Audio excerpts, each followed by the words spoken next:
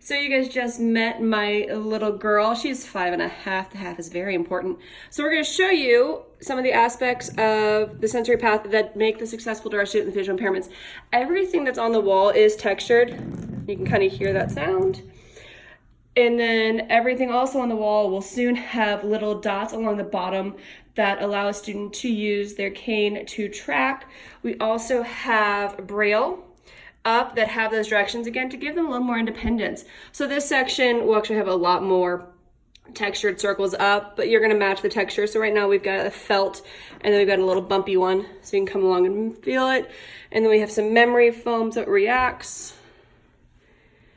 And then this hallway will continue on with those. You have to excuse me, I'm filming on a Sunday, so some of our lights are off. We've got verbal directions, and the directions are also written out in Braille. Those can be easily recorded, as Zoe showed earlier. Here's our marble board. So you get the sound reaction and you kind of roll them. This is everyone's favorite part. We've got the Braille again on top, lights up, adds some fun color. All of the hands are different textured, so each color has its own texture. Again, we've got the Braille, and they're not up right now, but we'll have the dots along the bottom. Everything on the walls are easily removed, so I can disinfect it, and that actually is a real piece of fire hose. Here at Olathe West, we have a public safety academy and have a full-time firefighter, police detective, and a retired police officer on staff.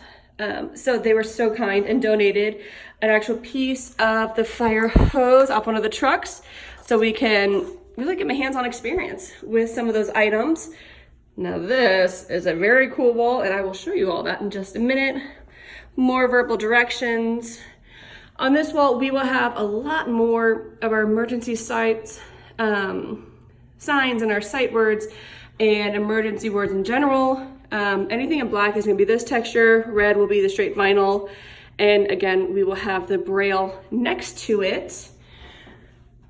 Continuing on, our autism labyrinth, where you're supposed to trace from one dot to the other. And again, it's a really, really soft fabric. We've got another section that's going in over here. That's 3 interlocking pathways, and then it's going to replicate up to the wall. So this is kind of everyone's favorite wall. It's got the example on the bottom of the textured dots. Let's see if I can get you a good look at those.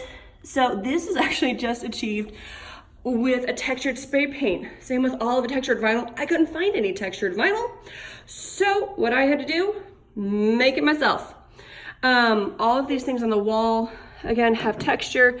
This is a glitter, but when I hit it, gives me my reaction. All of the boards that are up here probably cost me about $2 to make. They're really easy to remove. I can disinfect them, but I can also use it as a visual reminder for a student that, hey, you're working to earn that sensory pathway time. Hold on. Again, everything is Velcroed on. I can take it off. These are real spices. This one is black pepper. So I can take the lid off. We can smell. We can see what it feels like. We have that texture. We have the sense. Again, everything is brailled with it. This is a piece of really soft sandpaper.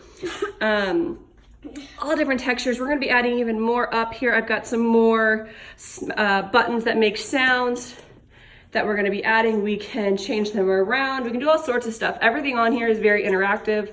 They can be changed very, very easily. So that is our Olathe West multi-sensory wall.